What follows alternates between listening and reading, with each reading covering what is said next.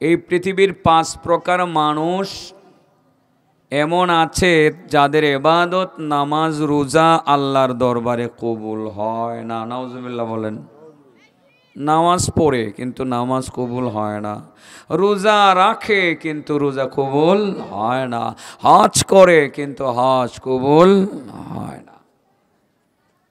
অথচ আশা করি তো নামাজ রোজা করছি আমরা, তাই না? চলেন, কাদের নামাজ কোন কারণে কবুল হয় না আগে কারণ খুঁজে বের করি। কারণ খুঁজে বের করে আমরা নিজেদের সমস্যাগুলো শনাক্ত করে আজ আমরা নিজেদের চিকিৎসা নিজেরাই করি। ইনশাল্লাহ রাজি আছেন সবাই? আনাস বলেন, রাসূল বলেছেন 5 প্রকার মানুষের নামাজ রোজা কবুল হয় না। কয় প্রকার মানুষের নামাজ রোজা কবুল হয় না? মনে থাকবে? এই এলাকাতে 5 প্রকার মানুষ আছে না নাই একটু যাচাই করে আজকে দেখব। আমি যদি সেই প্রকারের ভিতরে পড়ে যাই আমি আজকেই নিজেকে শুধরে ফেলব। আমরা প্রত্যেকেই আজকে নিজের বিচার নিজে করব, এর জন্য অন্য কাউকে আমরা দায়ী করব না। নামাজ এমনভাবেই পড়তে হবে যাতে আমাদের নামাজটা কবুল হয়ে যায়। আর নামাজ কবুল হয়ে গেলে ওনলি নামাজটা যদি কারো কবুল হয়, যদি কেউ আল্লাহর কাছে গ্রহণযোগ্য নামাজ পড়তে পারে তার দ্বারা অন্য কোনো পাপ হবে না, সে জান্নাতের পথে হাঁটবে, তাকে কেউ সেই পথ থেকে নিচে নামাতে পারবে না। আল্লাহ রাব্বুল আলামিন সেই জন্য কোরআনে বলেন, উতলু মা উহিয়া ইলাইকা মিনাল কিতাবি ওয়া আকিমিস সালাহ ইন্নাস সালাতা তানহা আনিল ফাহশাই ওয়াল মুনকার ওয়া লাযিকরুল্লাহি আকবার ওয়াল্লাহু ইয়া'লামু মা তাসনাউন।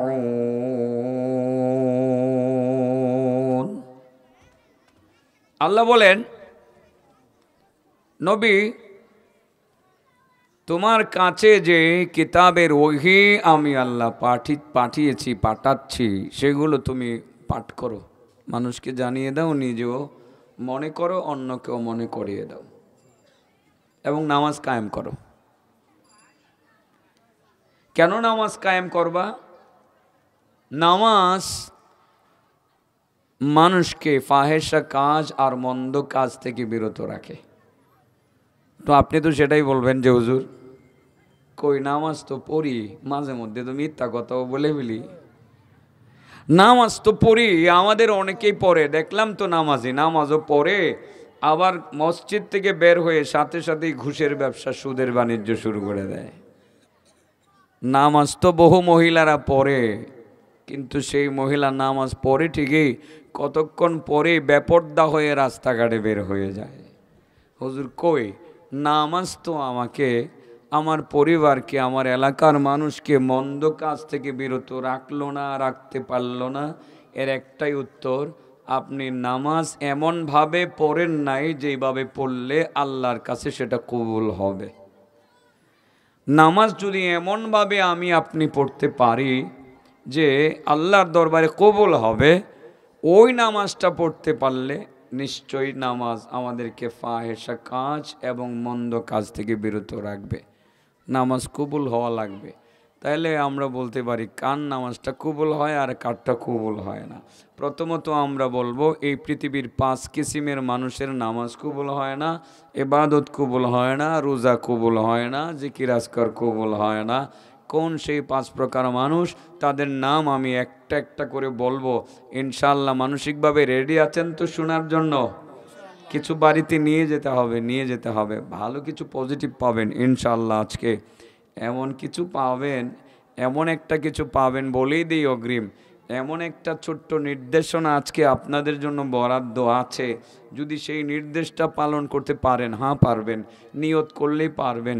সেটা পারার জন্য টাকা পয়সার কোনো খরচ করা লাগে না, উজু গোসল লাগে না, বাড়তি কোনো কষ্টও করতে হয় না। আপনি শুধু যদি সেটা করতে পারেন, ভালোভাবে যদি আপনি করতে পারেন, আল্লাহ রাব্বুল আলামিনের কমিটমেন্ট, আল্লাহ আপনার হায়াতেও বরকত দিয়ে দিবেন, রিজিকেও বরকত দিয়ে দিবেন। একটা নির্দেশনা এখানে আছে। দুনিয়ার কে চায় না হায়াতে বরকত আর রিজিকে বরকত? সবাই তো চায়, চায় কি চায় না? পাশাপাশি আপনি হাজার হাজার রাকাত নফল নামাজ, নফল রোজা, হ্যাঁ, এবং লক্ষ কোটি টাকা দানের চেয়েও বেশি নেকি পাবেন সেই 1-1.5 মিনিটের আমলটা করার কারণে। সেটা অবশ্যই আমার ফিনিশিংয়ে একবারে শেষ বলার সময় এটা আপনাদেরকে বলে দিব, সিরিয়ালি ওইটা আসবে। এবার বন্ধু বলো, কয় প্রকার মানুষের নামাজ রোজা কবুল হয় না? একটা একটা করে বলি। 1 নাম্বার, মহিলাদের নামাজ কবুল হয় না। কার? মহিলারা কি সেদব নাকি আজকে? ভাই সাহেব এনে একজন আইলে বলা না, হুজুর আয়েন না, মুরব্বী আইলে যায়েন, খালি খালি লাগতেছে না, হুজুর আইলে বলা না এই জায়গাটা। 1 নাম্বার কার নামাজ কবুল হয় না বলেন? মহিলাদের। মহিলারা রাগ করবে না, অবশ্যই একটু পরে তারা খুশি হবে। 1 নাম্বার মহিলাদের নামাজ কবুল হয় না। কোন মহিলাদের নামাজ কবুল হয় না? ওই সমস্ত মহিলাদের নামাজ কবুল হয় না যে সমস্ত মহিলারা স্বামীর কথা শুনে না। কার কথা শুনে না? স্বামী বলে 1, স্ত্রী ক 2, স্বামী ক ডাইনে, স্ত্রী ক বামে, স্বামী ক তরকারি দাও, স্ত্রী কয় আমি তোমার বান্দি পড়ছি না, স্বামী কয় দরজা খুলো, স্ত্রী ক বাইরে থাকো, স্বামী কয় স্ত্রী গো আমার জুতাটা রেডি করে দাও, স্ত্রী কয় নিজের জুতা নিজেই বাইর কইরা ল। রাত 12টা বাজে স্বামী আইসা কয়, ওগো স্ত্রী আমার অনেক ঠান্ডা লেগে গেছে, আমার কিছু গরম পানি দাও, আমি গরম পানি খাইব।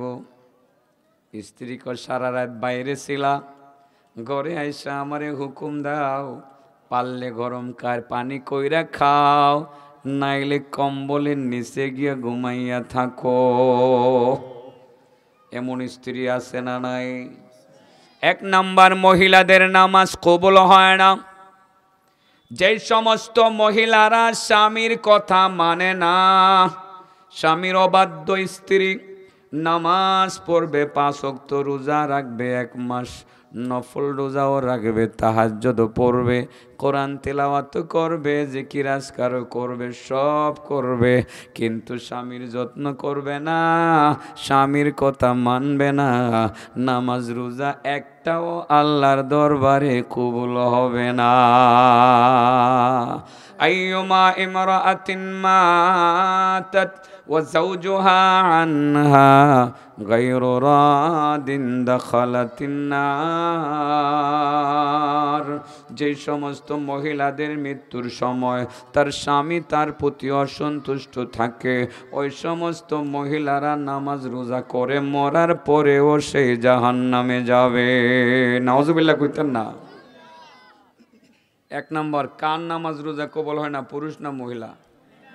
কোন মহিলা? যেই মহিলা স্বামীর কথা শুনে না। কার কথা শুনে না? স্বামীর কথা শুনে না, স্বামীর কথা মানে না। স্বামীর অবাধ্য স্ত্রী, স্বামীর অবাধ্য স্ত্রীর নফল নামাজ, ফরজ নামাজ, রোজা, হজ, যাকাত কিচ্ছু কবুল হবে না। নাউজুবিল্লাহ করতেন না? মহিলারা তাইলে একটু রাগই করবো যে এই হুজুরটারে আর দাওয়াত দেওয়ার দরকার নেই, আইসাই তো দিল আমরা নামাজ রোজা সব বাতিল করে। এমন একটু খুশির খবর এদের কইয়া দিতাম নি? হ্যাঁ, আল্লাহু আকবার। কত ফেসিলিটি যে আল্লাহ তাদেরকে দিছে, ফেসিলিটির কথা বলি। ও আমার চাচা, কয় প্রকার মানুষের নামাজ কবুল হয় না? 1 নম্বর মহিলা, বাকি সবটি কিন্তু পুরুষ। খুশি হইেন না তো, এখন মহিলার বিরুদ্ধে যাইতাছে, চাচা বড় খুশি, কাজকে গিয়ে ঠিকই বুড়ি রে কম, এই বুড়ি আমার লগে কার্য করস, তোর নামাজ কবুল হইতো না। চাচা বহুত খুশি এখন, বুঝছেন না? খুব খুশি। এরপরে যে ধর্মু মিয়া সাহেব আজকে খবর আছে, মহিলা সাহাবিয়া, নাম তার আসমা বিনতি ইয়াজিদ। কি নাম? আসমা বিনতি ইয়াজিদ। সুযোগ সুবিধারা বুঝছেন এখন? মহিলাদের সুযোগ যে আছে কেমন, আল্লাহ কি সুযোগ হেরারে দিছে, হেরার কপাল তো আসলে ভালো। আসমা বিনতি ইয়াজিদ রাদিয়াল্লাহু তাআলা আনহা নবীর কাছে গিয়ে বলেন, ইয়া রাসূলুল্লাহ, একটা দুঃখের কথা বলতাম। কি বলতাম? এমন কি দুঃখের কথা তোমার ইয়া রাসূলুল্লাহ, ইয়া হাবিবাল্লাহ সাল্লাল্লাহু আলাইহি ওয়াসাল্লাম। ওই মিয়া দূরত পড়েন না কেউ, বলেন সাল্লাল্লাহু আলাইহি ওয়াসাল্লাম। এ আবার বলো সাল্লাল্লাহু আলাইহি ওয়াসাল্লাম। এই হুজুর বসো। মাশাআল্লাহ, বলার লগে লগে বসে গেছে, ভালো ছেলে। বলো সাল্লাল্লাহু আলাইহি ওয়াসাল্লাম, সাল্লাল্লাহু আলাইহি ওয়াসাল্লাম। আমার নবীর নামটা শোনা মাত্রই দুরূদ পড়বেন রে বাবা। নাম না শুনলেও দুরূদ পড়বেন। যেই ব্যক্তি আমার নবীর নাম শুনলো, রাসূল বলেন যে আমার নাম শুনলো দুরূদ পড়লো না, সে তো কৃপণ।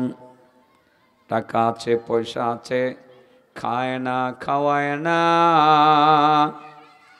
টাকা আছে, পয়সা আছে, খায় না, খাওয়ায় না, নিজেও খায় না, ছেলেরেও খাওয়ায় না, মেয়েরেও খাওয়ায় না, স্ত্রীরে খাওয়ায় না, মারে খাওয়ায় না, বাবারে খাওয়ায় না, আত্মীয় স্বজনরে খাওয়ায় না, শাহনে জামিয়া হাফিজিয়া মাদ্রাসার এতিমখানায়ও খাবার দেয় না।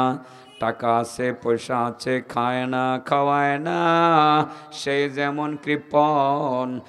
নবীর নাম শুনল দরুদ পড়ল না, সেও কৃপণ।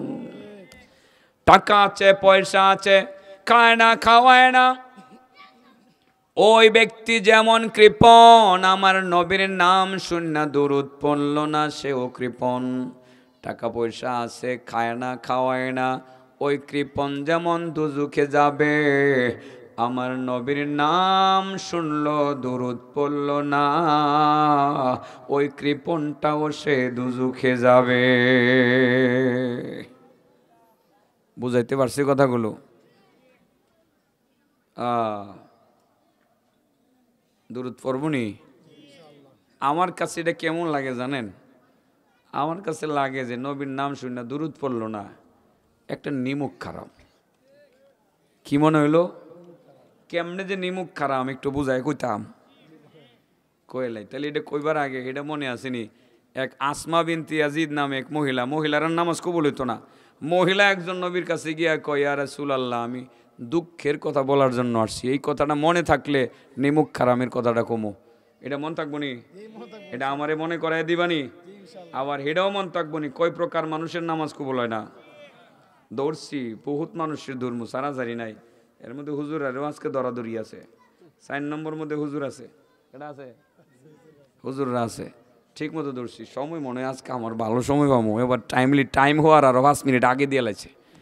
গতবার টাইম হওয়ার পরে দিছে, এবার টাইম হওয়ার 5 মিনিট আগে দিয়ে লাইছে। আপনাদের এলাকার মানুষ ভালো, আলহামদুলিল্লাহ। কারণ যে কথায় কাজে মিল রাখে এরা ভালো না? ভালো। নিমুখ খারামের কথাটা বলি, মনোযোগ দিয়ে 5টা মিনিট মনোযোগ দিয়ে শুনুন লাগবো। আমার নবীর স্ত্রীর নাম আয়েশা। স্ত্রীর নাম কি? আরও আসিল স্ত্রী, কিন্তু আয়েশা হাদিস বর্ণনা করছেন বেশি। আয়েশা নিজেই বলেন যে একদিন নবী করিম সাল্লাল্লাহু আলাইহি সাল্লামকে ফ্রি পাইছি। কারণ স্বামীরে সবসময় ফ্রি পাওয়া সম্ভব হয় না, স্বামীরা ব্যস্ত থাকে না। পুরুষ মানেই ব্যস্ত এক জাতি, এটা অনেকেই বুঝে না। পুরুষ যে কত কষ্ট করে সংসারের হাল ধরার জন্য, হায় রে, সারাদিন মাথার ঘাম পাতায় ফেলে পরিশ্রম করে 2টা পয়সা কামাই করে চাউল ডাউল কিনে নিয়ে সন্ধ্যার পরে বাড়িতে যায়, এর নাম পুরুষ। দিনের পর দিন, রাতের পর রাত পরিশ্রম করে 2টা টাকা কামাই করে স্ত্রীর কাপড় কিনে দেয়, এর নাম পুরুষ। রাতের পর রাত পরিশ্রম করে পয়সা কামাই করে সন্তানের জন্য 1 কেজি আপেল কিনে নিয়ে যায়, এর নাম পুরুষ। পুরুষেরা কি তাহলে কেউ অবসর না ব্যস্ত? আমরা যত ব্যস্ত, আমার নবী ছিলেন আরো বেশি ব্যস্ত। কারণ নবীর কাম ছিল মানুষকে ইসলামের দাওয়াত দেওয়া, ঠিক আছে না? দাওয়াতি কর্মকাণ্ড নিয়ে তিনি সব সময় ব্যস্ত থাকতেন। পরিবারের সদস্যদেরকে নির্ধারিত সময় দিতেন, যেই সময়টা দেওয়া দরকার এতটুকুই দিতেন, কিন্তু অতিরিক্ত কোনো সময় আমার নবী পরিবারকে দিতে পারতেন না। আয়েশা বলেন, একদিন তো নবীকে পাইছি ফুরফুরি মিজাজে পাইছি, মনে হয় যে নবীজি আজকে ফ্রি। ইয়া রাসূলুল্লাহ ওয়াজাদতু কাতিবা নাফসিন, সাথে সাথে আয়েশা নবীর চেহারার দিকে তাকাইয়া বললেন, ইয়া রাসূলুল্লাহ, আমি আজকে আপনাকে ফুরফুরে মেজাজে পাইছি, আপনার মনটা ভালো, আপনি মনে হয় ফ্রি আছেন। যেহেতু আজকে আপনি ফ্রি আছেন, মনের মতো কিছু কথা আপনার সাথে বলবো। ইয়া রাসূলুল্লাহ, আমার কথাগুলো শুনবেননি? নবী বলেন, আয়েশা গো, আমি তো তোমার স্বামী, আমার সাথে মনের কথা বলবা না, কার কাছে বলবা বলে ফেলো। আয়েশা বলেন, ইয়া রাসূলুল্লাহ, বিশেষ কিছু বলবো না, আমি কোনো কিছুই বলবো না, একটা জিনিস চাবো, আপনি আমারে দিবেননি। কি করব? একটা জিনিস আপনার কাছে আমি চাবো, আপনি আমারে দিবেননি। আমাদের স্ত্রীরা কি চায়?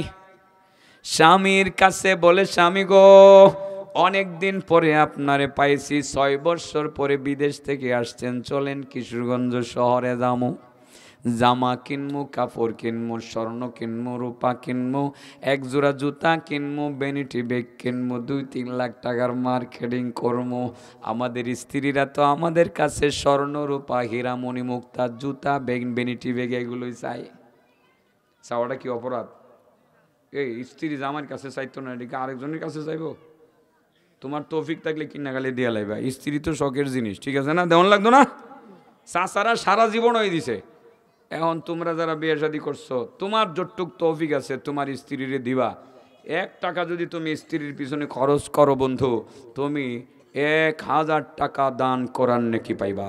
10 টাকা স্ত্রীর পিছনে খরচ করলে বন্ধু, তুমি 10,000 টাকা দানের নেকি পাইবা। তাইলে স্ত্রীরে দেওয়ান লাগতো না?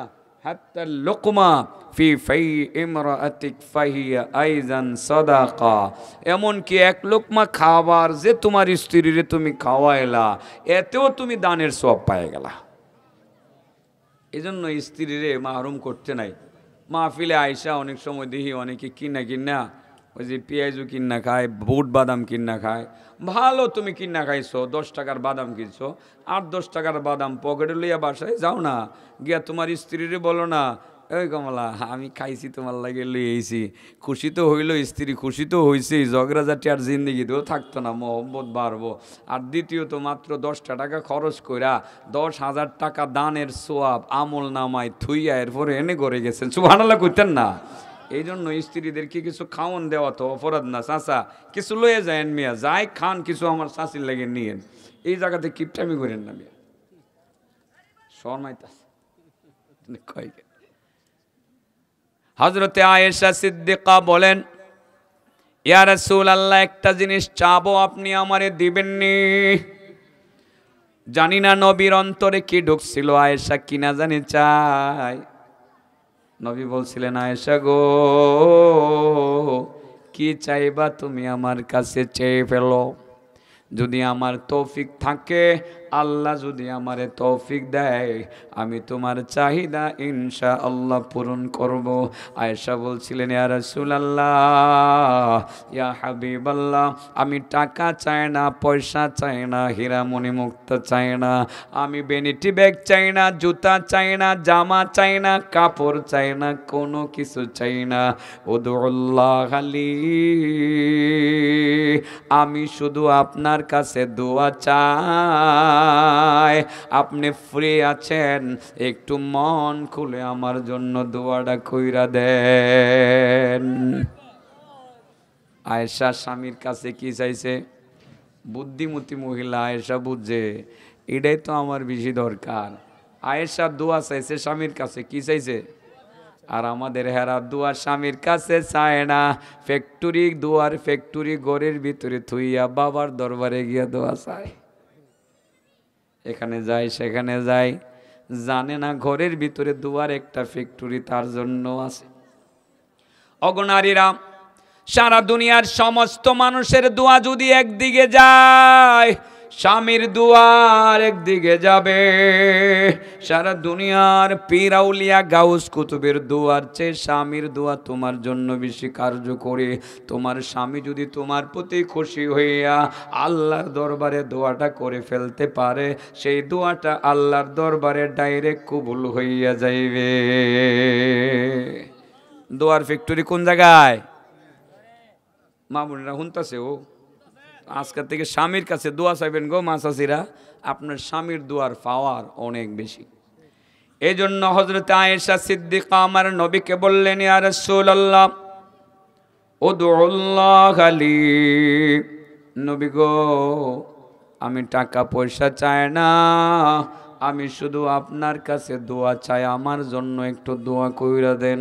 আমার নবী চিন্তা করলেন, আমার সে আদরের স্ত্রী আমার কাছে টাকা চাইলে চাইতে পারতো, হীরা মণি মুক্তা চাইলে চাইতে পারতো, ধনভাণ্ডার চাইলে চাইতে পারতো। আমার স্ত্রী আমার কাছে এইগুলো কিছুই চাইলো না, দোয়াটাই চাইলো। আমার কৃপণতা করা ঠিক হবে না।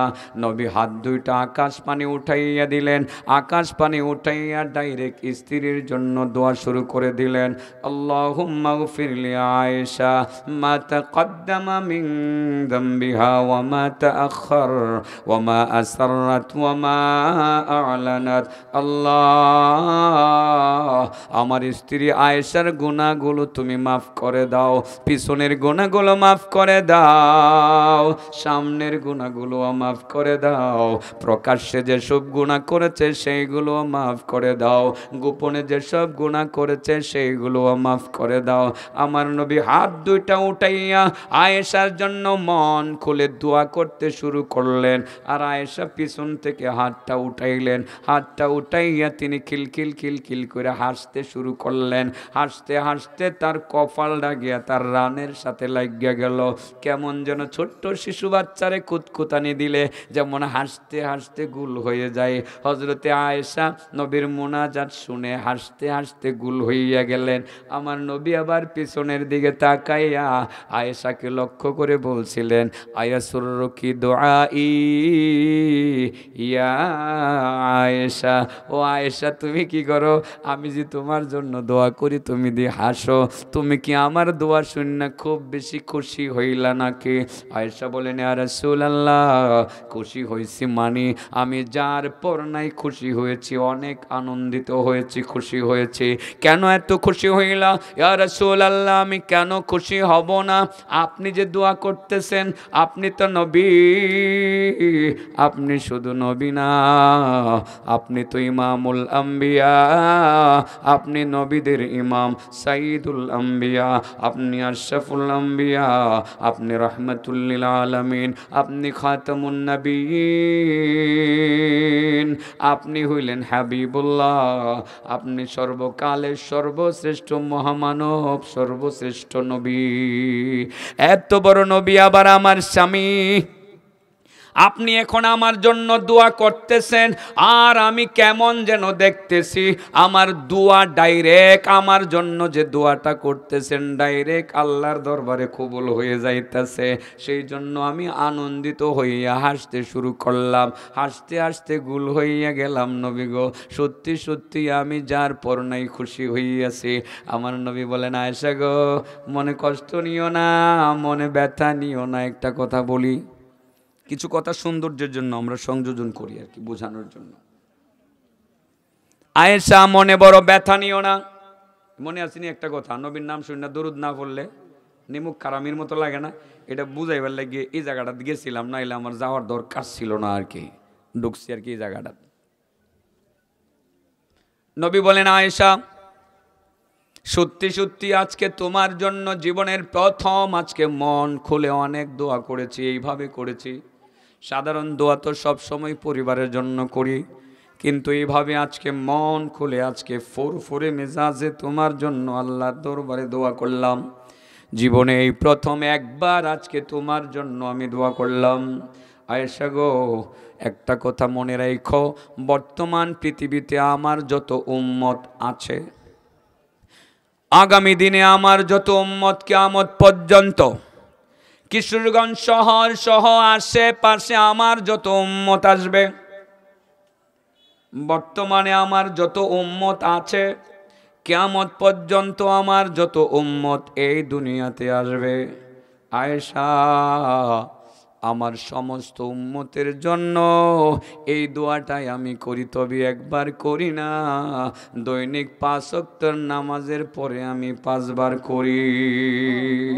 আয়েশা তোমার জন্য এই দোয়াটা করলাম জীবনে মাত্র একবার। ভালো করে শুনেন রে, কয় প্রকার মানুষের নামাজ কবুল হয় না? 1 নম্বর পুরুষ না মহিলা? এখন মহিলা এই সারাই তার সিনা, পুরুষও যাবো কেমনে, হুজুর আরে ধর্ম কেমনে, ধর্ম তো সবাই রই দৈরে আবার ব্যবস্থা করে দিয়ে যাবো, টেনশন করেন না। মহিলারা প্রথম দর্শী এখন ব্যবস্থা হইতাছে না, দারুণ সুন্দর ব্যবস্থা হইতাছে। হজরতে আসমা বিনতে ইয়াজিদ বলেন, ইয়া রাসূলুল্লাহ, ব্যবস্থা থাকলে বলেন। আসলে দেখেন, এটা কিন্তু বিশাল ব্যাপার। 5 ওয়াক্তের নামাজ মসজিদে জামাতে পড়া বিশাল ব্যাপার না? তো আপনারা পুরুষের এই সুযোগটা ডাইরেক্ট আছে, আলহামদুলিল্লাহ কইতেন না? এরা তো ঠিক হয়ে যাইতারে না, হেরা যাইতারে।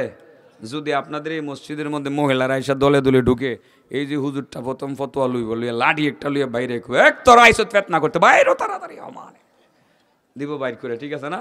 যদিও মডেল মসজিদে মহিলারা ঢুকে, ঢুকে না? কিশোরগঞ্জের মডেল মসজিদে, আমার বাসার লোকে মডেল মসজিদটা দিয়ে যে হমানে ঢুকেও একসাথে বাইরেও একসাথে, কেড়ে জানি আমার কাছে ভাল লাগতেছে না, দিলটা শান্তি লাগে না, জানা দরকার ছিল না এইভাবে মহিলাদেরকে ঢুকানোর। কারণ আল্লাহ রাসূল তো বললেই গেছে যে ও নারী জাতি, তোমাদের ঘরের নামাজ মসজিদের নামাজ থেকে উত্তম। তো কেড়ে হারারে এই সুবিধা দিয়ে মসজিদে নেওয়ার দরকারটা কি? মসজিদের নামাজ থেকে যদি তার ঘরের নামাজের নেকি বেশি হয়, তো তার ঠগায় কোনো লাভ আছে? আমার দেশের একজনের ওই ঠকবাজ মৌলবি আছে, উদ্বুদ্ধ করে মহিলারা মসজিদে যেমন লাগবো মহিলারা ঠগাইবার লাগে হারারে এনে মসজিদে ঢুকাইছে। এটা ঠকবাজ মৌলবি। কি মৌলবি? ঠকবাজ মৌলবি। আজাইরা ফতোয়া দিতেছে মহিলারা মসজিদে যাইব, ঈদগাহে যাইব, এখানে যাইব, ওখানে যাইব। আল্লাহ রাসূল কইছে যায় তারবো হেরা, কিন্তু হেরা যদি পর্দা পশিদা থাকে, এমন সুব্যবস্থা থাকে, নিরাপত্তা নিশ্চিত থাকে, যায় তারবো, তবে মহিলাদের ঘরের নামাজটা ওই মসজিদের নামাজ থেকে উত্তম।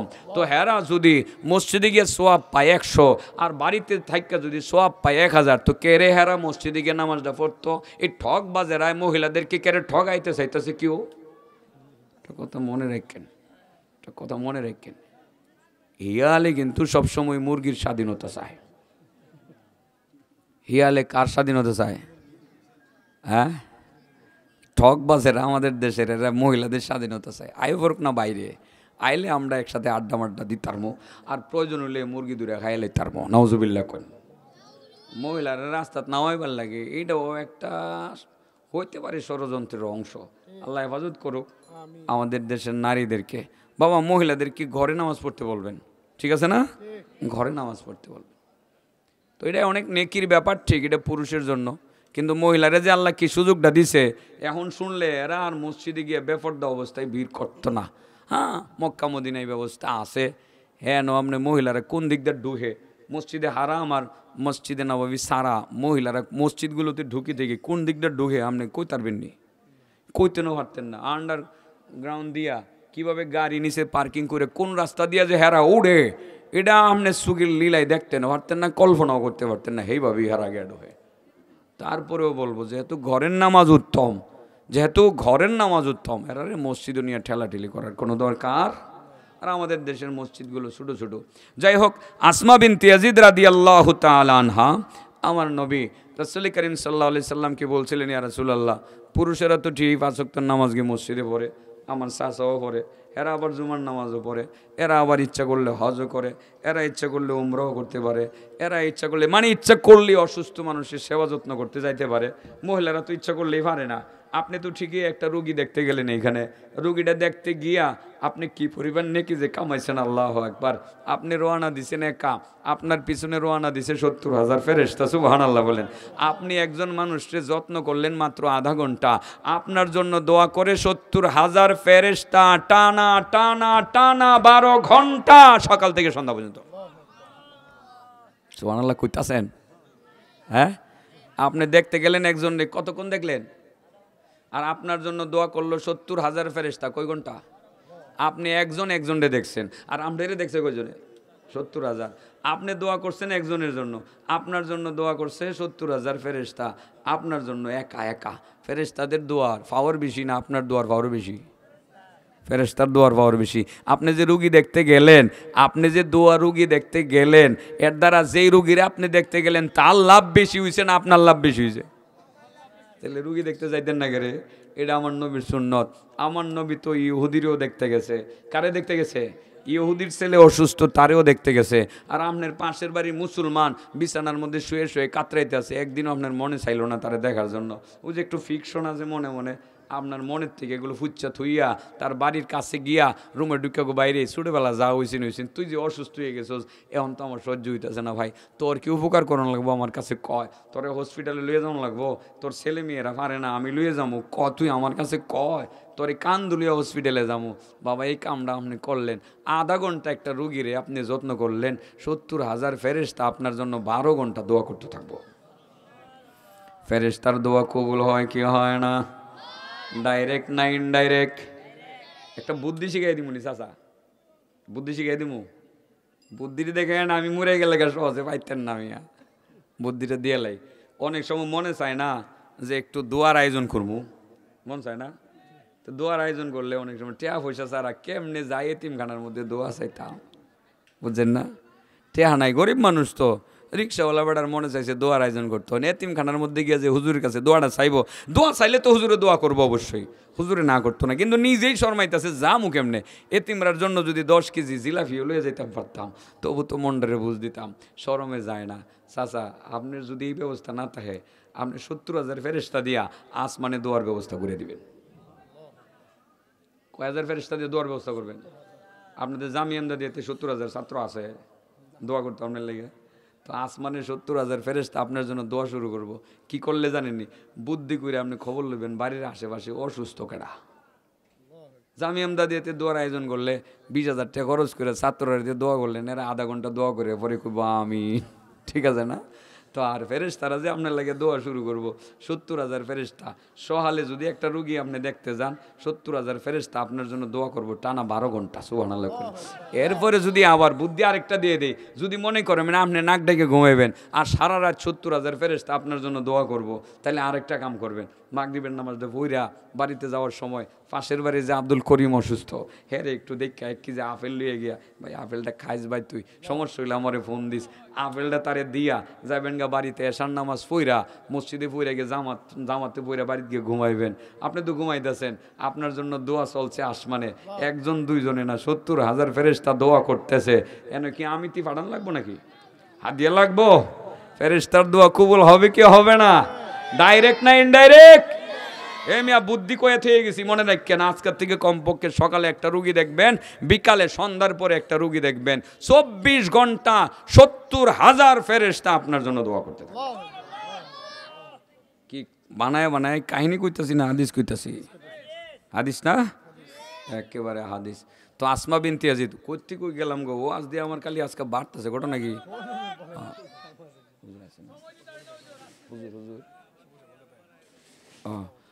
না না, এবার একটু মন করলে কই, মানে আমি চিন্তা করতেছি আমার মুরব্বী বাবা কবে আইব, তো কইতাছে একটু দেরিতে আইব, কারণ মুরব্বী হুজুর আইলে হুজুরের ব্যস্ততা অনেক বেশি না, অসুস্থ মানুষ, এই জন্য চিন্তা কর। যাই হোক, আমি ইনশাল্লাহ আরও ইনশাল্লাহ আমার গুছাইতে আর খুব বেশি সময় লাগবে না, হয়তো মনে করেন যে আর 10 মিনিটের ভিতরে আমি গুছাই ফেলবো ইনশাল্লাহ, সমস্যা নেই। 10 মিনিট 12 মিনিট বললে আমার 1 ঘন্টা পুরো হবে, আমি গুছাইতে পারবো, বিষয়টা আপনাদেরকে গুছাই বলতে পারবো।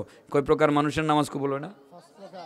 হ্যাঁ, 1 নম্বর মহিলা যে কার কথা শুনে না, শুনে না, যারা শুনে একটা আইতাছে এখন মহিলারা লাভ, আজকে হাদিয়া যা আছে দেখবেন তো, যদি চাইতে পারেন মাদ্রাসার লাগে হেরা বেশি দিব আজকা, চাইয়েন আপনারা দেখেন মাদ্রাসার লাগে কেমনে যে আজকের ওয়াজ দেখো বেশি দরকার, হেরার ফুসাইব। অসুস্থ মানুষকে যত্ন করলে এত লাভ।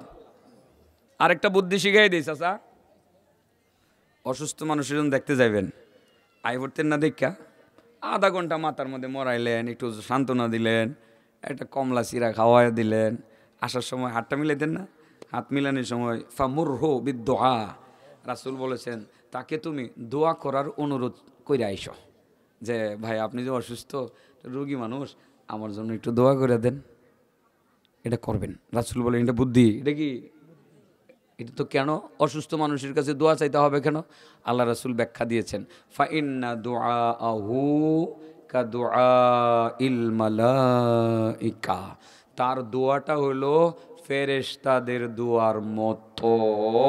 কার মতো? ওই যে ফেরেশতারা দোয়া করলে কবুল হয়ে যায়, তার দোয়াটা হলো ফেরেশতাদের দোয়ার মতো। ফেরেশতাদের দোয়া যেমন বিফলে যায় না, অসুস্থ মানুষের দোয়া বিফলে যায় না। ফেরেশতাদের দোয়া যেমন ডাইরেক্ট কবুল হয়, অসুস্থ মানুষের দোয়া ডাইরেক্ট কবুল হয়। বাবাজি, তার দোয়া কার দোয়ার মতো? ফেরেশতাদের দোয়া কবুল হয় কি হয় না? আল্লাহ নিজে বলেন, তাকাদুস সামাওয়াতু ইয়াতাফাত্তারনা মিন ফাওকিহিন্না ওয়াল মালাইকাতু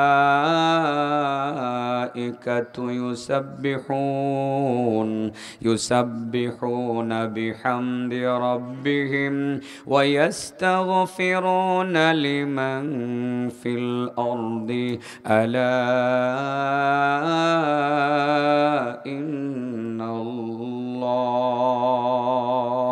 ألا إن الله هو الغفور الرحيم। পুরো আয়াতের তাফসিরের দরকার নাই, সোজা কথা। এই আয়াত দ্বারা বোঝা যায় ফেরেশতারা যদি আল্লাহর কোনো বান্দার জন্য দোয়া করে, সেই দোয়াটা আল্লাহ রাব্বুল আলামিন ডাইরেক্ট কবুল করে লাই। আসমা বিনতে ইয়াজিদ বলেন, ইয়া রাসূলুল্লাহ, পুরুষেরা 5 ওয়াক্তের নামাজ মসজিদে পড়তে পারে, পুরুষেরা জুমার নামাজ মসজিদে আদায় করতে পারে, আমরা ইচ্ছা করলে পারি না। পুরুষেরা হজ করতে পারে, ইচ্ছা করলে হজ করতে পারে, আমরা পারি না। পুরুষেরা ইচ্ছা করলে উমরা করতে পারে, আমরা ইচ্ছা করলেই পারি না, শর্ত পালন করতে হয়। পুরুষেরা ইচ্ছা করলে অসুস্থ মানুষের যত্ন করতে পারে, আমরা ইচ্ছা করলেই পারি না। পুরুষেরা ইচ্ছা করলে জানাজায় শরীক হতে পারে, আমরা ইচ্ছা করলে জানাজায় শরীক হইতে পারি না। পুরুষেরা ইচ্ছা করলে জিহাদে শরীক হয়ে জিহাদের নেকি অর্জন করতে পারে, আমরা পারি না। প্রত্যেকটা কথার অনেক অনেক চাহিদা ছিল, ব্যাখ্যার চাহিদা ছিল, করলাম না। নবী গো, এত এত কাম তারা করে, আমরা করতে পারি না, আমাদের কোনো ব্যবস্থা আসেনি, দয়া করে একটু বলবেন নি। রাসূল বলেন, আসমা, টেনশন কোনো কাজ করার কোনো কারণ নাই। ও আসমা, কোনো টেনশন কইরো না, তোমরা মহিলাদেরকে আমার আল্লাহ ঠগায় নাই।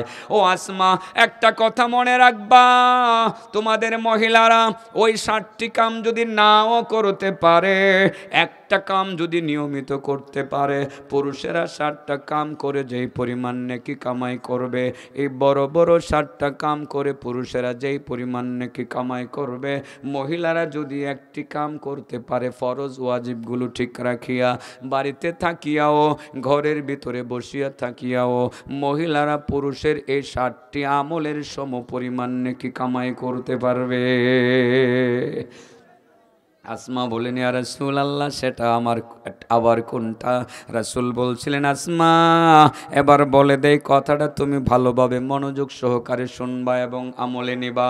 আসমা, তোমাদের যে সমস্ত স্বামীরা 5 ওয়াক্তের নামাজ মসজিদে জামাতে আদায় করে, তোমাদের যে সমস্ত স্বামীরা জুমার নামাজ মসজিদে আদায় করে, যারা যে সমস্ত স্বামীরা হজ করে, যে সমস্ত স্বামীরা উমরা করে, যে সমস্ত স্বামীরা অসুস্থ মানুষের যত্ন করে, যে সমস্ত স্বামীরা জানাজায় শরীক হয়, যে সমস্ত স্বামীরা জিহাদের ময়দানে শরীক হয়, তোমরা যদি মাত্র ওই স্বামীডারে ফরজ ওয়াজিবগুলো ঠিক রাখিয়া, স্বামীডারে যত্ন করিয়া, তার বাধ্য স্ত্রী হইয়া যদি কালি তারে খুশি রাখতে পারো, তোমাদের স্বামীরা ওই 60টি আমল করে করে যেই পরিমাণ নেকি কামাই করবে, তোমরা ঘরে বসিয়া থাকিয়া থাকিয়া ঠিক সেই পরিমাণ নেকি কামাই করতে পারবা।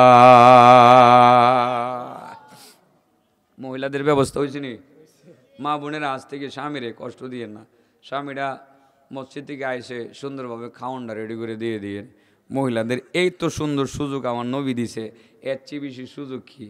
আর ভাইব কোনো আনো হ্যাঁ মহিলারা এই ওয়াজটা শুনাই দিয়েন বাবা আপনারা বাড়িতে গিয়া মহিলারা গিয়ে শুনাই দিয়েন যে আজকের ওয়াজটা শুনে আইসি দেখেন ঘরের ভিতরে শান্তি আইব আর কাজে কেলেঙ্কারি হইতো না।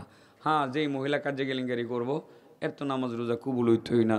মনে আসেনি 5 প্রকার মানুষের নামাজ কবুল হয় না। এক নম্বর মহিলা যেই মহিলা স্বামীর কথা শুনে না। এই ব্যাপারে কি আরও কোন লাগবো? আর মনে হয় দরকার নাই। এবার 2 নম্বরে জায়গা এটা শহর হইতো না, দোকানপাট আছে না, কর্মচারীরা আছে না, শহরতলি শহর মোটামুটি শহর ওইটা শহরতলি শহরের অংশ, দোকানপাট আছে, মিল ইন্ডাস্ট্রি আছে আছে না, এরপরে ধান ক্ষেতের ইয়ারা আছে না, কামলারা আছে না, আছে।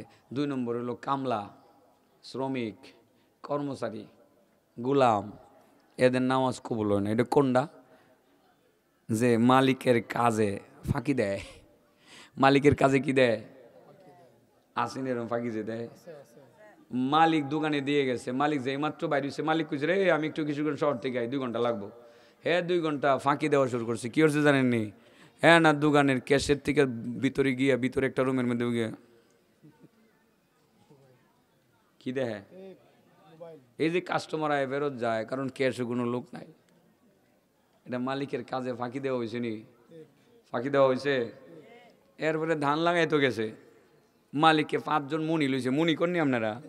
আমরা এলাকায় মুনি কয়, কামলা আমরা মুনি কয় আর কি। কামলা লইছে, মালিককে দেখায় দিয়ে গেছে গা, কাজটা শেষ করে আয়ো। তো এই বেচারারা করছে কি যে এইমাত্র মালিক গেছে গা, পরে খেতার আইলো, সব উঠা গেছে গা, উঠা বয়ে বইয়ে মোমবাতি টানে। মোমবাতি গিয়ে বংশং বংশং বংশং কি বেনসন বসে বসে টানে। এটা খাইয়া টাইয়া আপনার সময় টমে খালি নষ্ট করতে আসে। নষ্ট করে আসরের নামাজের আগে যাওয়ার কথা ছুটি, কাম কিন্তু অর্ধেক বাহি। মালিক কী করবো, পরের দিন আরও কামলা লইব, করার তো কিচ্ছু নাই, যাইতেছে গা। হাত মুখ না মুচ্ছা সুন্দরভাবে আইসে শাহ নিজামি হাফিজিয়া মাদ্রাসা মসজিদ ও আসরের নামাজটা ফুইরা টেহাতো পয়সা 800 বাজার করবো, 500 টাকা 300 টাকা কসকচ্চা নোট ফোর্ডের মধ্যে লই আইটে বাড়ি যাব। আসরের নামাজ দেন ফুইরা, পরে মাগরিবের নামাজটা বাড়ির পাশের মসজিদে ফুইরা এবার বাড়িতে গিয়ে খাইব, খাইয়া আবার এসার নামাজটা ফুইরে গিয়ে ঘুমাইব। আল্লাহ নবী কয় তোর নামাজ বেটা একটাও কবুল হইছে না, কারণ তুই মালিকের কাজে ফাঁকি দিছস। বুঝাইতে পারছি কথাটা? যে সমস্ত কামলারা মালিকের কাজে ফাঁকি দেয় তাদের নামাজ রোজা কবুল হয় না। 1 নম্বর মহিলাদের নামাজ কবুল হয় না, যেসব মহিলারা স্বামীর কথা মানে না। 2 নম্বরে ওই সমস্ত কামলা, কর্মচারী, শ্রমিক, এদের নামাজ রোজা কবুল হয় না যারা মালিকের কাজে ফাঁকি দেয়। ক্লিয়ার? বিষয়টা ক্লিয়ার? হুজুর সর্বনাশ, মানুষে কি কইব যে হুজুরের এত খারাপ, এটা নিবাই লাও কতক্ষণ পরে আবার জ্বালায়ও। ভালো কথা শুনে তো আবার ছেলেরা আলহামদুলিল্লাহ ভালো ছেলে। কয়টা গেছে ও চাচা? 3 নম্বরটা আপনাদের এলাকায় নাই না, কয়ে 4 নম্বরে জায়গা। তবে 5 নম্বরে দৌড়মো একটু শরীরটা কলজার ভিতরে ঢুকাই দিব। সরি বুঝেননি?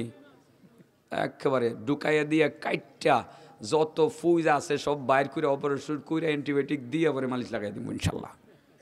ভয় পায়েন না, সরি কিন্তু ঠিকই ঢুকবো, মারার জন্য না, অপারেশনের জন্য। কিসের জন্য? এটা 5 নম্বরটা, এটা টার্গেট পয়েন্ট। আর যারা আমার ওয়াজ শুনে হেরা জানে আমার আসল পয়েন্টটা শেষে। আসল পয়েন্টটা কি? হেডাই তো আমার টার্গেট। বাহিগুলো তো কইতে আসি একটা একটা করে, হেডিও দরকার, কোন লাগবো। 3 নম্বরটা আপনাদের এলাকায় নাও থাকতে পারে। 3 নম্বর হইলো যারা মদ খায়। আছে, এটা আছে আপনাদের এলাকাতে? মদ খুঁট দেখছি না, তুমি ড্যান্ডি খুঁট দেখছি। ড্যান্ডি আপনাদের এলাকায় আমি দেখছি। আপনি শহীদি মসজিদ আছে না, আমি নীলগঞ্জ থেকে মনে হয় রাত 1টা বাজে, 1টা বাজের পরে ফোনে 2টা হইব, শহীদি মসজিদের এদিক দিয়ে নীলগঞ্জ থেকে এসে এদিক দিয়ে ঢুকতে আসি, দিয়েছি আমার গাড়ির সামনে মোটামুটি পলিথিন আছে না, পলিথিনের ভিতরে মাথা ডুহাইয়া।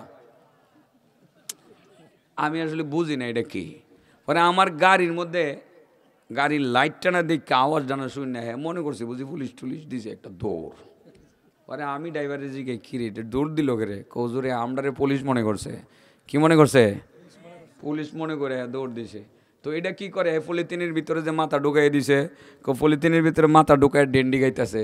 ডেন্ডি কি? জুতার কষ। এটির নামাজ রোজা কি হইতো না, কবুল হইতো না। আচ্ছা আলহামদুলিল্লাহ, আমাদের মুরব্বী এসে যাইতেছে বাহিরি নাম কইলাই, হ্যাঁ নাম কইলাইতাম তো, তাহলে এটার আর ব্যাখ্যা দেওয়া দরকার নাই। 4 নাম্বার, ইমাম সাহেবের নামাজ কবুল হইতো না। কার লাগছেনি ব্যাস? ইমাম সাহেবের নামাজে কবুল হইতো না, এটা কেমন কথা? ও ইমাম, যে ইমামের প্রতি মুসল্লিগণ যৌক্তিক কারণে অসন্তুষ্ট। কি কারণে? যৌক্তিক কারণ বোঝেননি? ইমাম সাহেব গিয়া মুসল্লির লগে গিয়া বিশ্বকাপ ফুটবল খেলা দেয়।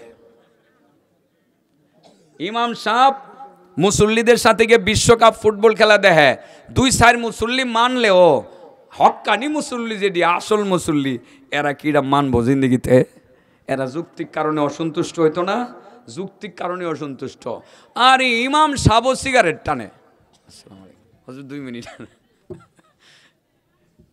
আছে, এরকম 2-1 ইমাম আসেনি? আছে। আমি গেছি ভাগলপুর, আমারে 2-4-5 জনে একটা কাগজ লিখা পাঠাইছে, হুজুর আমরার মসজিদের ইমাম সাহেব সিগারেট খাই, নামাজ হইবনি। আমি কই সর্বনাশ। হ্যাঁ, পরে আমি পরীক্ষা করলাম ইমাম সাহেবের আসলে খাই কিনা। ইমাম সাহেবের ফাইয়া আমি একটু মোয়ানাকা করে মুখটারে তার মোয়ের কাছে নিয়ে দিয়ে আসলে বংশঙের গন্ধ করে আসলে ফদোয়াটা বলে ঘুরায় গাড়ায় দিছি। চিন্তা করছি ইমাম সাহেব যদি সাইরা দেয় হয়তো আলহামদুলিল্লাহ ভালো। তো ইদানিং আর এরকম ফতো আর এদিকে গেলে আমার জিগায় টিগায় না আর কি। যেসব মুসল্লিদের প্রতি, যেসব ইমাম সাহেবের প্রতি মুসল্লিগণ যৌক্তিক কারণে অসন্তুষ্ট, তাদের নামাজ কবুল হয় না। ইমাম সাহেব পাপে জড়িত, যৌক্তিক কারণে বলেছি, কিন্তু কি বলেছি? এই বন্ধ করেন, যৌক্তিক কারণে কিন্তু বলেছি, কথাটা মাথায় রাখবেন নি? হ্যাঁ, আবার অযৌক্তিক কারণে অসন্তুষ্টতা। হ্যাঁ, ইমাম সাহেব মসজিদে সুন্নতের কথা কয়, দাড়ির কথা কয়, ভালো লাগে না। সুদের বিরুদ্ধে কথা বলে, ভালো লাগে না। ঘুষের বিরুদ্ধে কথা বলে, ভালো লাগে না। আপনি ইমামের প্রতি অসন্তুষ্ট, এতে ইমামের কিছু যায় আসে না। এই ইমাম ঠিক আছে। কয়টা গেছে বাবা, কয়টা গেছে? 4টা। 5 নম্বর, যে আত্মীয়তার সম্পর্ক ছিন্ন করে, আত্মীয়তার সম্পর্ক ছিন্নকারী নামাজি ব্যক্তির নামাজ কবুল হয় না। বাবা, আত্মীয় সম্পর্ক কেমনে ছিন্ন করে?